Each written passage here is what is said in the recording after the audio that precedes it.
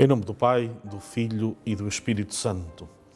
Vinde, Espírito Santo, enchei os corações dos vossos fiéis e acendei neles o fogo do vosso amor. Enviai, Senhor, o vosso Espírito será criado e renovareis a face da terra. Oremos. Ó Deus, que instruíste os corações dos vossos fiéis com as luzes do Espírito Santo, fazei que apreciemos retamente todas as coisas segundo o mesmo Espírito e gozemos sempre da sua consolação. Por Cristo, Senhor nosso. Amém. Ave Maria, cheia de graça, o Senhor é convosco, bendita sois vós entre as mulheres, bendito é o fruto do vosso ventre, Jesus. Santa Maria, Mãe de Deus, rogai por nós, pecadores, agora e na hora da nossa morte. Amém. Em nome do Pai, do Filho e do Espírito Santo. Uma saudação amiga para toda a família Canção Nova, todos os espectadores da televisão e da rádio que nos acompanham não só em Portugal, mas pelo mundo fora. Sou o Padre José António Andrade, da Arquidiocese de Braga, pároco de 5 comunidades cristãs e também o assistente do Renovamento Carismático Católico naquela Arquidiocese. Convosco partilho semanalmente esta reflexão que demos o nome de Luz da Fé. A fé é um dom de Deus e é a própria fé que nos ilumina, que nos orienta na própria vida. Temos por base sempre o Catecismo da Igreja Católica, na versão do Yucat, mas que nos remete sempre para o Catecismo, para a versão original, mas também, estando neste tempo de festa, de alegria, queremos partilhar um pouco o sentido do tempo pascal. Até porque esse, como sabemos, o tempo mais forte e mais alegre que nós vivemos na nossa própria liturgia. E, naturalmente, que fizemos uma caminhada, e fazemos todos os anos, através do ano litúrgico, a caminhada de preparação para a Páscoa, mas podemos, e é muito fácil isso acontecer, correr o risco de gastarmos muito tempo e muita energia a preparar uma festa e depois esgotar essa festa em 2, 3 dias. É evidente que a preparação das festas, ainda que seja uma festa de aniversário, requer sempre tempo, dedicação, empenho, criatividade, mas a realização da festa habitualmente é sempre mais breve. Contudo, no tempo pascal isso não pode acontecer. Até porque o tempo pascal, como dizemos, são 50 dias e a Quaresma foram apenas 40, portanto há uma diferença de 10 dias. Significa que temos mais tempo de festa do que propriamente o tempo de preparação. Isso tem uma razão de ser. E a Igreja, como sabemos, é nossa mãe, é também pedagoga e, portanto, quer nos ensinar a dedicarmos esse tempo e a vivê-lo com a máxima alegria. E porquê? Porque, sem dúvida, estamos a celebrar o maior acontecimento da história da salvação, a ressurreição de Nosso Senhor Jesus Cristo. E, consequentemente, também a vivermos a certeza de que, permanecendo unidos a Jesus Cristo desde o batismo até à hora da nossa morte, nós também estamos a preparar, de alguma forma, a nossa própria ressurreição. De tal forma que falar em ressurreição é falar de festa, de alegria, de vida nova. Uma vida que ultrapassa a morte. Por isso, não há mais motivo, senão um motivo de alegria. E uma alegria verdadeira. Naturalmente, uma alegria que não é de exterior, não é pé só dentro, mas é uma alegria que brota do nosso íntimo, de sabermos, efetivamente, que o Senhor está vivo e que nós também caminhamos para a vida com plenitude. Aqui na Terra vivemos, mas sempre sujeitos a maleitas, a dificuldades, a problemas, a preocupações, mas sabendo que o importante é sermos fiéis a Jesus para então, após a nossa morte biológica, nos encontrarmos permanentemente com o Senhor. Esta alegria, naturalmente, significa também que deve ser vivida em comunidade. Então, o tempo pascal tem também esta vertente, ajudar-nos a viver em igreja. E o próprio Catecismo, na versão Yucat, no Credo, diz-nos que nós acreditamos na Igreja Católica. Esta Igreja Católica, esta Igreja que é naturalmente a presença visível de Jesus aqui na Terra. Porquê? Porque Jesus é a cabeça e nós somos os membros. E quando naturalmente Jesus ressuscitou, como acompanhamos todos os anos no tempo pascal, vemos que ele apareceu várias vezes aos apóstolos. Mas se repararmos, aparecia em comunidade, embora também tenha aparecido a Maria Madalena, praticamente na manhã da ressurreição, mas o normal era aparecer dentro da comunidade.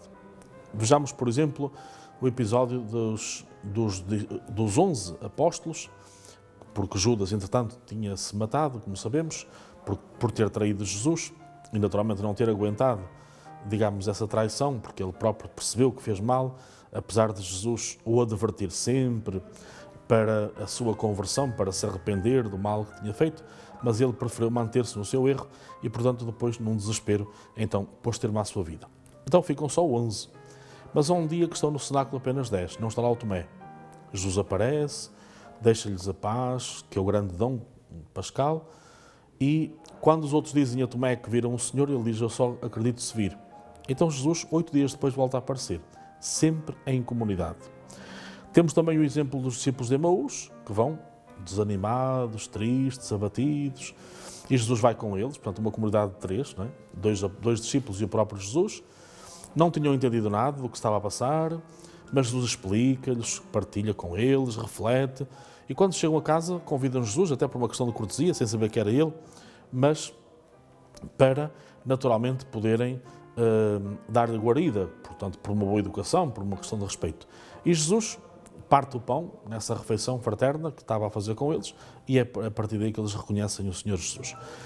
E depois desaparece, naturalmente, porque a missão de Jesus não era permanecer ali com as pessoas, mas era essas aparições, essas visões que eles iam tendo, era para fortalecer a sua fé, para lhes mostrar com clareza que Jesus está vivo e vive para sempre, mas reparem, sempre em comunidade. Quando a Igreja instituiu também o calendário litúrgico, e tendo em conta a Quaresma, que foi a preparação para a Páscoa, mas no nosso caso, no tempo da Igreja, já não é apenas a preparação para a ressurreição, é a preparação para os batizados, para os novos batizados. Como sabemos, durante séculos, o batismo era apenas celebrado na vigília pascal. Então a Quaresma era esse tempo de preparação, daí, por exemplo, se nós recordarmos os evangelhos do ano A partir do terceiro domingo, são evangelhos mais longos e são evangelhos, segundo sempre São João, são catequeses preparatórias para esse batismo. Significa que os catecúmenos, essas pessoas adultas que se preparavam para serem batizadas, tinham feito um percurso já de catecumenato, depois nesses 3 domingos participavam na liturgia da comunidade, só na liturgia da palavra, para poderem naturalmente estar presentes em mais uma catequese, e quando chegasse ao momento da liturgia da oração dos fiéis, a oração universal, eles depois saíam, porque não eram batizados ainda, não podiam estar na comunidade cristã, na liturgia eucarística. Talvez, penso que por este aspecto, alguns cristãos ainda hoje pensam que os não batizados, normalmente as crianças, não devem entrar na igreja antes de ser batizadas. É um erro pensar assim, mas na minha vida de parco vou encontrando muitas vezes esta pergunta. Ainda há poucos dias um casal novo me perguntava: mas eu posso trazer a minha filha à igreja sem ser batizada? Claro que sim, não é? Mas há uma mentalidade de facto um pouquinho retrógrada que achava que não. Talvez baseado neste aspecto, ainda mal compreendido, porque os catecúmenos participavam na liturgia da palavra. Só não podiam estar depois na liturgia eucarística porque não podiam participar plenamente dela. Então, na vigília pascal, inseriam-se na comunidade cristã, eram batizados, confirmados e recebiam a Sagrada Eucaristia pela primeira vez. E quando a Igreja instituiu depois o tempo pascal, foi exatamente a propósito para inserir estes catecúmenos na vida comunitária, na vida eclesial. A palavra igreja significa comunidade, a eclesia, da expressão grega, a comunidade reunida. Então o bispo, depois, através do tempo pascal, fazia as catequeses mistagógicas que levavam as pessoas a inserir-se na comunidade. Ou seja, nunca se pode ser igreja sem a pertença a uma comunidade cristã. Nós vulgarmente chamamos paróquias, mas não é só. Temos também depois os movimentos, até as comunidades religiosas. Portanto, Um cristão nunca pode estar sozinho, está sempre em comunidade. Essa é a vontade de Jesus. Porquê? Porque Ele é que é a cabeça. Ora, os membros nunca podem estar desligados da cabeça, não é? No corpo que nós somos, não pode haver um membro desligado. Portanto, quando se desliga um membro do nosso corpo, naturalmente ficamos doentes, não é? Então, nesse sentido, os cristãos iam se inserindo em comunidade e pertenciam a essa comunidade viva, né? Ser igreja. Não, nós hoje, porventura, confundimos muitas vezes entre ir à igreja ou ter atividades na igreja edifício com ser igreja. Ora, é importante termos este muito claro. O edifício onde nós celebramos os sacramentos, propriamente dito, chama-se a casa da igreja. Claro que depois, com a evolução da língua, passou-se a falar só de igreja. E nós dizemos a nossa igreja paroquial, ou a nossa igreja matriz, a nossa igreja da capelania, mas no fundo é a casa da igreja. Porque a igreja somos só nós, as pessoas, não é? Um edifício, porventura, sem a comunidade, não teria muito sentido. Portanto, é nesta casa da igreja que se reúne a igreja viva de Jesus Cristo. E por isso, o tempo pascal é um tempo que nos é oferecido para saborearmos o que é ser comunidade cristã. Esta presença de Jesus ressuscitado, que vai estando constantemente a aparecer aos apóstolos, a tratá-los por amigos, a pedir-lhes alguma coisa para comer, este sentido de comunhão, de fraternidade, que nós também saboreamos na nossa comunidade cristã. Pode ser uma capelania, pode ser uma comunidade religiosa, pode ser uma comunidade paroquial, mas somos uma comunidade. Então isso é que importa, pertencer sempre, estar sempre unidos. Então, no fundo, é percebermos o que é ser igreja. E o Catecismo até nos faz uma pergunta para nos ajudar. O que é que significa a igreja? A igreja em grego diz-se eclesia e significa os convocados. Todos nós que somos batizados e cremos em Deus, somos convocados pelo Espírito do Senhor. Juntos somos igreja. Cristo é, no dizer de São Paulo, a cabeça da igreja e nós somos o seu corpo. Quando celebramos os sacramentos, ouvimos a palavra de Deus. Cristo está em nós e nós estamos nele. Isto é a igreja. A Sagrada Escritura descreve a comunhão estreita, pessoal e vital de todos os batizados com Jesus através de metáforas sempre novas. Ora fala do povo de Deus, ora da esposa de Cristo, ora é a chamada à mãe, ora é a família de Deus, ou comparada a um banquete nupcial. Então reparem, a igreja pode-se dizer de várias formas, mas sempre em comunidade. Então nós somos convidados a este tempo pascal a pertencer à nossa comunidade, a sentirmos esta pertença viva à nossa comunidade cristã, de tal forma que podemos saborear com mais empenho também a alegria do ressuscitado. E saber que efetivamente Jesus está presente em cada Eucaristia. Por isso nos trata também por amigos, por irmãos, por isso se dá na palavra viva que é proclamada e ao escutarmos a liturgia da palavra do tempo pascal, nós vemos exatamente essa pedagogia que a Igreja nos oferece, de vermos a pertença a esta comunidade, até a diversidade depois de ministérios, não é? Que vão surgindo, porque a Igreja começa a crescer em número e graças a Deus que todos os anos cresce. Creio que vocês acompanham também não só os censos que se fazem a nível civil, mas também as estatísticas que a Igreja nos oferece. E todos os anos, há uns anos a esta parte, se diz exatamente que a Igreja Católica está a crescer em todo o mundo. Apesar de não sermos a maioria, apesar de haver outras religiões, depois outras seitas, mas naturalmente nós temos a Igreja viva de Jesus Cristo, essa que foi fundada por Jesus, a única, essa está sempre a crescer, porque pode haver um país, um continente, onde a fé vá porventura diminuindo, noutros continentes sentimos que a fé está a crescer e há uma adesão muito viva, muito concreta a esta Igreja viva de Jesus Cristo. Então, o tempo pascal não pode ser um tempo que porventura igual aos outros, não?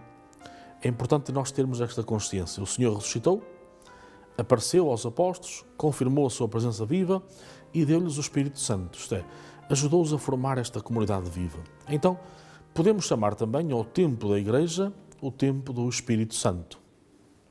Esta força de Deus viva que nos anima permanentemente. Mas podíamos também perguntar-nos porquê que Jesus e o próprio Deus quiseram a Igreja, fundaram a Igreja. Ora, Deus quer a Igreja porque nos quer salvar, não individualmente, mas em comunhão. Ele quer fazer de toda a humanidade o seu povo. Então reparem, sabendo que não podemos estar isolados, não podemos estar sozinhos, o Senhor formou uma comunidade. Aliás, basta ver esta pedagogia de Deus, já no Antigo Testamento. Deus forma um povo, a partir das 12 tribos de Israel. E por isso Jesus, não é por acaso, já vimos uma vez num programa, escolheu também 12 apóstolos. Podia até ter escolhido 50 ou 100, que eram mais pessoas para depois ser espalhadas pelo mundo, mas não, escolheu apenas 12. Porquê? Esses 12 são o símbolo das 12 famílias, das 12 tribos do Antigo Testamento. Portanto, a nova comunidade, a Igreja viva, assente na fé dos 12 apóstolos. Então este sentido de comunidade vai permanecendo, vai prefigurando sempre, e porque nós não nos podemos salvar a nós sozinhos, em comunidade, e uma comunidade começa no mínimo com 3 pessoas, não é? Onde 2 ou 3 estiverem reunidos, Jesus está no meio deles, portanto, começamos aí uma comunidade. As comunidades religiosas, no mínimo, têm de ter 3 pessoas para poderem subsistir. Então significa que nessa comunidade nós juntos estamos também para nos salvarmos mutuamente. Primeiro, porque o Senhor quer, de facto, fazer da sua Igreja esta missão, atrair para si o maior número possível de pessoas. E atrair para si porquê? Porque só se nos podemos salvar se durante a vida terrena, mais ou menos longa, nós conhecermos Jesus Cristo. E conhecer Jesus Cristo não é apenas saber umas coisas sobre Ele, é ter intimidade com Ele. Esse conhecimento pode acontecer quase no fim da vida, não é? Nós temos imensos exemplos de pessoas que se converteram quase nos últimos minutos de vida, nos últimos segundos. O importante é que quiseram, houve ali uma vontade, uma adesão pessoal a Jesus. Mas para que isto aconteça, é preciso pessoas que testemunhem permanentemente Jesus Cristo. Ora, se a Igreja é uma comunidade porque é um corpo, não é? Todos interligados, então nós todos precisamos testemunhar Jesus no nosso dia-a-dia. A começar pela família de sangue, pela comunidade cristã, e por isso também o respeito que temos uns pelos outros, uma comunidade, uns estão mais adiantados, outros mais atrasados na fé, mas não temos que nos julgar superiores a ninguém, mas ajudarmos mutuamente a que todos na comunidade possam conhecer verdadeiramente Jesus. E daí que também neste tempo pascal a Igreja, mais ou menos, pois pode haver alguma variação no calendário, mas em termos de tempo específico, temos, por exemplo, uma das semanas importantes, é a Semana das Vocações, onde somos convidados, entre o 3º e o 4º domingo do tempo pascal, a rezar, e este rezar não é só naquela semana, mas é tomarmos consciência nesta semana que é importante rezar sempre, mas rezar pelas diversas vocações, matrimónio, vida missionária, vida contemplativa ou vida ativa, leigos consagrados, sacerdócio, portanto, todas estas dimensões vocacionais que, no fundo, o Senhor quer chamar mais pessoas, jovens e adultos, não é?